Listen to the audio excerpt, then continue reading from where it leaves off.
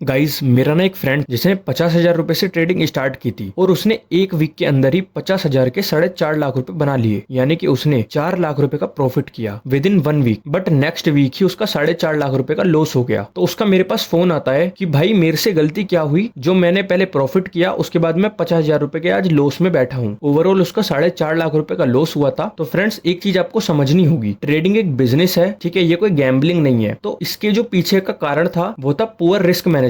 इस वीडियो में आज हम रिस्क मैनेजमेंट को प्रॉपर समझेंगे। बिकॉज आप कितनी भी अच्छी ट्रेडिंग कर लीजिए, आपके पास चाहे कैपिटल $100 हो, $10,000 हो, $1,00,000 हो, इससे कोई फर्क नहीं पड़ता। बट अगर आपका रिस्क मैनेजमेंट स्मूथ है तो फिर आपको ट्रेडिंग में प्रॉफिटेबल बनने से कोई नहीं रोक सकता। तो आज हम इस रिस्क मैनेजमेंट को समझेंगे, तो वीडियो को ना पूरा देखिएगा। बिकॉज फ्रेंड्स ट्रेडिंग में क्या है, तो फ्रेंड्स ट्रेडिंग में ना हम कुछ भी प्रिडिक्ट नहीं कर सकते। मार्केट अप जाएगा, मार्केट डाउन जाएगा, ठीक है, ये हम सिर्फ अपना एक एनालिसिस कर सकते हैं कि मार्केट अप जा सकता है या डाउन जा सकता है। बट मार्केट को प्रिडिक्ट कोई नहीं कर सकता कि मार्केट किस टाइम क्या कर दे। तो इसमें हमारे हाथ में, देखिए, अगर हमने यहाँ पर कोई ट्रेड लिया और मैं चाहता हूं कि मुझे इसमें 10,000 रुपए का प्रॉफिट हो जाए, तो इसकी कोई गारंटी नहीं है कि ट्रेड मेरी डायरेक्शन में जाएगा और मुझे 10,000 रुपए का प्रॉफिट होगा ही होगा। बट हमारे हाथ में क्या होता है जिसको हम कंट्रोल कर सकते हैं, वो है हमारा लॉस। अगर मुझे यहाँ पर 10,000 रुपए का प्रॉफिट चाहिए तो मुझे ये भी देखना होगा कि मैं लॉस कितना ले सकता हूँ। ठीक है, सपोज मुझे यहाँ पर 1,000 रुपए का लॉस लेना है, इससे ज्यादा मैं लॉस नहीं ले सकता। तो मैं इस चीज को कंट्रोल कर सकता हूं, मैं अपने सिस्टम में स्टॉप लॉस लगा सकता हूं। मार्केट चाहे क्रैश हो जाए, बिल्कुल 10-20% गिर जाए मार्केट, तो भी मेरा इससे ज्यादा तो लॉस नहीं हो सकता। बिकॉज क्या है, ये मैंने डिफाइन कर दिया है कि लॉस तो सिर्फ मेरा 1,000 का होगा। ये चीज मेरे हाथ में है, बट प्रॉफिट हमारे हाथ में नहीं है। मार्केट मेरी डायरेक्शन में मूव ना भी करे, ठीक है, तो मुझे प्रॉफिट नहीं होगा। बट अगर मेरी डायरेक्शन में मूव कर गई तो शायद मुझे 1,00,000 रुपए का प्रॉफिट एक ही ट्रेड में हो जाए। तो आप इस चीज को समझिए कि रिस्क मैनेजमेंट ना करना बहुत ही जरूरी है। तो आज हम इस वीडियो में इसलिए रिस्क मैनेजमेंट को प्रॉपर समझेंगे कि हम गलती क्या करते हैं, जो ओवरऑल हम मंथ में देखते हैं कि हमारा लॉस ही होता है। तो इस वीडियो में हम क्या समझेंगे, एक तो रिस्क मैनेजमेंट क्या होता है ये मैंने आपको बता दिया। उसके बाद हम क्या समझेंगे, पोजीशन साइजिंग। उसके बाद हम समझेंगे आरपीटी, यानी कि रिस्क पर ट्रेड। उसके बाद हम समझेंगे रिस्क रिवॉर्ड रेशियो, जिसको हम बोलते हैं आरआर।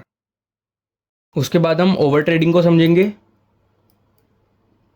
और जो आप सिस्टम में स्टॉप लॉस नहीं लगाते उसका कारण देखेंगे कि उससे क्या हो सकता है, हमारा अकाउंट भी ब्लाउन हो सकता है। तो ना सभी चीजों को ना बारी बारी समझते हैं। चलिए पहले ना पोजीशन साइजिंग को समझ लेते हैं एक बार। तो फ्रेंड्स आप पोजीशन किस तरह से डिसाइड करते हो, ठीक है, आप ट्रेड कर रहे हो, सपोज आप निफ्टी को ट्रेड कर रहे हो, बैंक निफ्टी को ट्रेड कर रहे हो, या फोरेक्स को ट्रेड कर रहे हो। निफ्टी में क्या है, हम लॉट साइज ही यूज करते हैं, ठीक है, ऑप्शंस में ज्यादातर हम ट्रेड करते हैं तो हम उसमें क्या लॉट साइज लेते हैं। फोरेक्स में भी क्या है, हम लॉट को यूज करते हैं। तो आप ना अपने इस लॉट साइज को ना, यानी कि पोजीशन साइजिंग को ना फिक्स करना शुरू करो। ये नहीं है कि आज मेरा मन हुआ मैं 1 लॉट से ट्रेड करूंगा, ठीक है, कल मेरा मन हुआ मैं 10 लॉट से ट्रेड करूंगा। तो ये कोई लॉजिक नहीं होता फ्रेंड्स। अब इसमें क्या है, आपका ना एक तो साइकोलॉजी बहुत ज्यादा डिस्टर्ब होता है। बिकॉज एक लॉट में अगर आप ट्रेड कर रहे हो, और अगर वहां पे फोरेक्स में अगर ट्रेड कर रहे हो, अगर एक पिप का मूव आता है तो आपका $10 का वहां पे ना लॉस या फिर प्रॉफिट दिखेगा। और अगर आप ऑप्शन ट्रेडिंग को बाय कर रहे हो तो वहां पे क्वांटिटी हो जाती है। तो अगर वहां पे 1 पॉइंट का मूवमेंट आता है तो एक लॉट में आपकी जितनी भी क्वांटिटी होंगी उस अकॉर्डिंग ना फ्लक्चुएशन होगा। अब सपोज आप यहाँ पे 10 लॉट को अगर आप ट्रेड करने बैठ जाते हो तो यहाँ पे सीधा सीधा क्या है, $100 का लॉस होगा आपका। और वहां पे भी ना आपका जो लॉस है निफ्टी या बैंक निफ्टी में, जो भी आपने लॉट साइज ले रखा है, ठीक है, पोजीशन के अकॉर्डिंग, वहां पे भी इसका 10x लॉस आपको सीधा दिखेगा। तो यानी कि पहले आप 10 पिप का अगर स्टॉप लॉस ले रहे थे ना एक लॉट पे,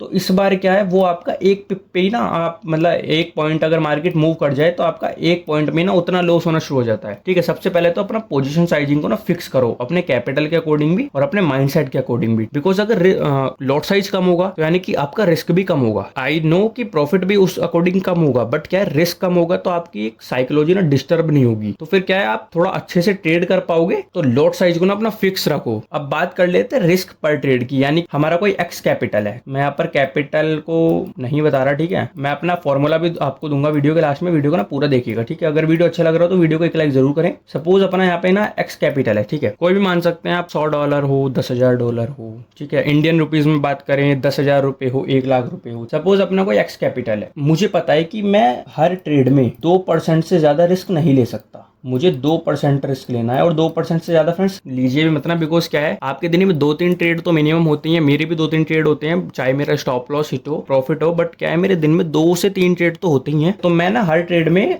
2% का रिस्क यूजुअली यूज करता हूँ। तो इससे क्या होता है मेरा मतलब जो एवरेज निकल के आता है ना, दिन का जो मेरा एवरेज निकल के आता है मेरी एक्स कैपिटल पे, वो आता है मेरा 5% के आसपास लॉस में ले सकता हूँ। और प्रॉफिट जो उसके अगेंस्ट में होता है वो 10%, 1:2 लोगे तो ठीक है, 1:3 लोगे तो आपका 15%। तो आप ना रिस्क पर ट्रेड ना 2% रखिए, ठीक है। सपोज आपने 2% गवाया और 4% कमाया, तो नेक्स्ट ट्रेड में क्या है, अगर 2 बार भी लॉस हो जाता है ना आपका, तो भी आप ब्रेक इवन पे खड़े रहोगे। लोग जो अक्सर करते हैं वो क्या करते हैं, यहाँ पर उन्होंने एंट्री बनाई, टॉप लॉस रखा यहाँ का, टारगेट रखा यहाँ का, मार्केट उनके अगेंस्ट में गया, सपोज उन्होंने स्टॉप लॉस नहीं लगाया, बस उन्होंने सिस्टम पे दिखा रखा था कि मैं यहाँ पे लॉस लेके निकल जाऊंगा, बट क्या है वो लॉस को बुक नहीं करते, ठीक है। अगर स्टॉप लॉस नहीं लगा तो वो लॉस को बुक नहीं करते, चाहे मार्केट कहीं भी चला जाए। बट उनके साथ क्या प्रॉब्लम है, अगर उनका प्रॉफिट हो रहा है और उनका टारगेट अचीव नहीं भी हुआ, फिर भी वो प्रॉफिट को बुक करके निकल जाते हैं, जो कि एक गलत चीज है। हमें अपने प्रॉफिट पे टिके रहना चाहिए। हम लॉस को तो अपने अकॉर्डिंग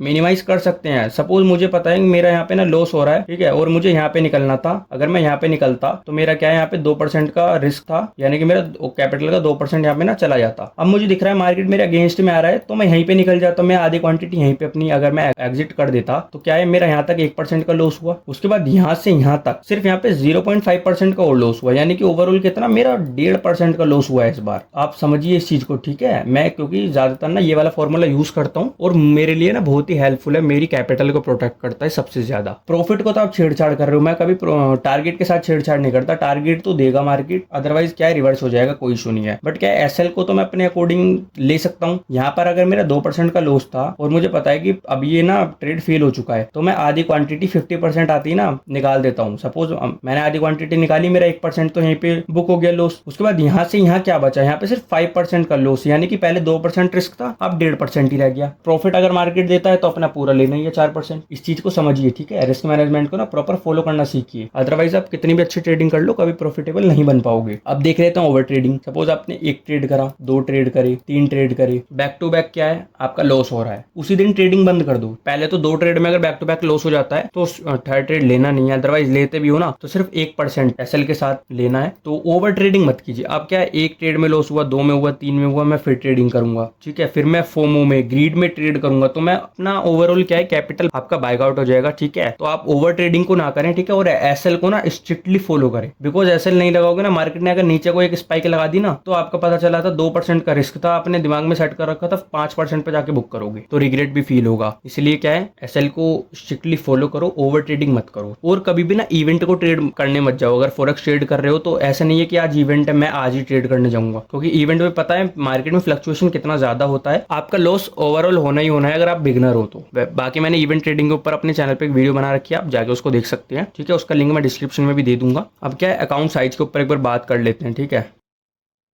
सपोज आपका 10,000 रुपये से तो कम क्या ही किसी का अकाउंट होगा, ठीक है। डॉलर में देखेंगे तो $100, ठीक है। और अगर ज़्यादा बड़ा अकाउंट है, मेरा तो आपको पता ही है एक्सनेस में, मैं तो लगभग मेरा $10,000 तो रहता ही रहता है, यानी कि 7-8 लाख रुपए के समथिंग, ठीक है। तो आपका कैपिटल कुछ भी हो, 10,000 हो या 1 लाख हो, मैं उसके अकॉर्डिंग आपको एक बार बता दूँ। अगर आपका 10,000 का अकाउंट है, यानी कि एक छोटा अकाउंट है $100 के समथिंग, तो रिस्क पर ट्रेड क्या है 2% को फॉलो करना है। ओवरऑल जितने भी ट्रेड करोगे एवरेज क्या निकल कर आएगा 5%। 1 लाख का ट्रेड है 3% का रूल फॉलो कर सकते हो, एवरेज क्या निकल कर आएगा आपका 8% के समथिंग निकल कर आ जाएगा, ठीक है। 8% का तो रिस्क इजीली ले सकते। प्रॉफिट लोगे तो 16% का होगा, ये बात याद रखिएगा, ठीक है। प्रॉफिट आप इसमें 1:2 तो इजीली ले सकते हो, ठीक है। ज्यादा भी मिल रहा है मोमेंटम में 3-4 तो वेल डन। इसमें क्या है, इसमें आप 1:2 तो मिनिमम लोगे ही लोगे, बट क्या है कैपिटल ज्यादा होता है तो थोड़ा सा ना साइकोलॉजी डिस्टर्ब ना हो, कोशिश कीजिएगा कि 1:2 के बाद 1:2.5-3 अगर मिल रहा है तो ले लीजिए। अदरवाइज क्या है मार्केट में आपका मतलब क्या है थोड़ा सा टारगेट ज्यादा बड़ा हो जाता है ना, तो मार्केट वहीं से ना रिवर्स कर जाता है। तो अगर आपको लग रहा है ना कि टारगेट पे मेरे ऑलमोस्ट पहुंच चुका है और मार्केट रिवर्स करने वाला है, तो आप वहां पे प्रॉफिट बुक कर सकते हो, ठीक है। मैं भी करता हूं प्रॉफिट बुक, ऐसा नहीं है, क्योंकि मुझे पता है मार्केट में टारगेट वो एटलीस्ट देने वाला था, उसने स्पाइक लगा दिया, बट क्या है वो रिवर्स ना हो जाए, इसलिए आप प्रॉफिट बुक कर सकते हो माइनस स्टॉप लॉस से बचने के लिए। और स्टॉप लॉस को ना जरूर से फॉलो करना है। स्टॉप लॉस को ऐसा नहीं है कि आप सिस्टम पे नहीं लगाओगे, ओवर ट्रेडिंग दोनों कंडीशन में नहीं करनी। अकाउंट साइज को हमने समझ लिया। चलिए मैं ना एक आपको रिस्क मैनेजमेंट और समझा देता हूँ। अगर हमारा फॉरेक्स ट्रेडिंग ट्रेडिंग में $10 का अकाउंट है तो हम उस पर रिस्क मैनेज कैसे करें। चलिए मैं आपको ना एक बार $10 के अकाउंट पे रिस्क मैनेजमेंट करना एक बार सिखा देता हूँ। सपोज हमारा $10 का अकाउंट है, लेवरेज को यूज नहीं करना। सबसे पहले तो लेवरेज ना दो-धारी तलवार है, तो लेवरेज को ज्यादा यूज नहीं करना।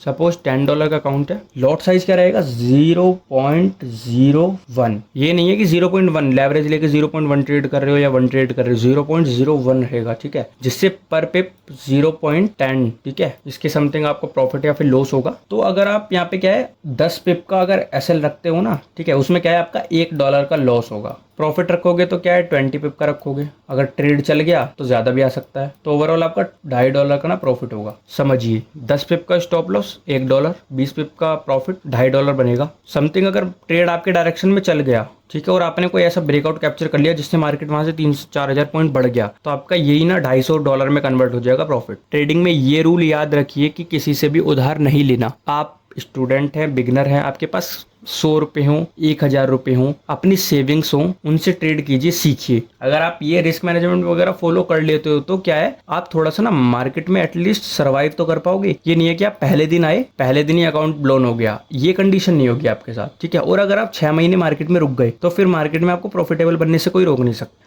बाकी एक्सएनएस का लिंक डिस्क्रिप्शन में है, जल्दी से जाकर अकाउंट ओपन कर लीजिए अगर अकाउंट ओपन नहीं किया है। ये हमारा फोरेक्स का ना पूरा सीरीज चल रहा है, इसके बाद मैं स्कैल्पिंग वगैरह की भी वीडियोस ना अपने चैनल पे अपलोड करूंगा, ठीक है। और मैं एक गिव अवे भी अनाउंस करने वाला हूँ, जिसने भी हमारे चैनल को सब्सक्राइब कर रखा है, ठीक है, और हमारे मतलब रेगुलर सब्सक्राइबर है, तो अगर आपको एलिजिबल होना है तो मेरे लिंक के थ्रू अकाउंट ओपन कर लीजिए। सेकंड आपको क्या है चैनल को सब्सक्राइब करना है ताकि आप भी गिव अवे के लिए ना एलिजिबल रहें। बाकी फ्रेंड्स वीडियो अच्छा लगा हो ना तो वीडियो को प्लीज़ एक लाइक जरूर कीजिएगा, क्योंकि क्या है वीडियो बनाने में ना काफ़ी ज़्यादा मेहनत लगती है और आपका एक लाइक ना मुझे मोटिवेट फील कराता है वीडियो बनाने के लिए। तो वीडियो को एक लाइक जरूर कीजिएगा, ठीक है, शेयर कर सकते हैं, और एक ना प्यारा सा कमेंट जरूर कीजिएगा अगर आपको रिस्क मैनेजमेंट में कुछ भी चीज़ ना अच्छी लगी हो, ठीक है, और आप क्या फॉलो करते थे या क्या फॉलो करते हैं एक कमेंट करके जरूर बताइएगा, ठीक है। मिलते हैं फ्रेंड्स ऐसी ही धमाकेदार वीडियो में, तब तक के लिए स्टे ट्यून्ड, धन्यवाद।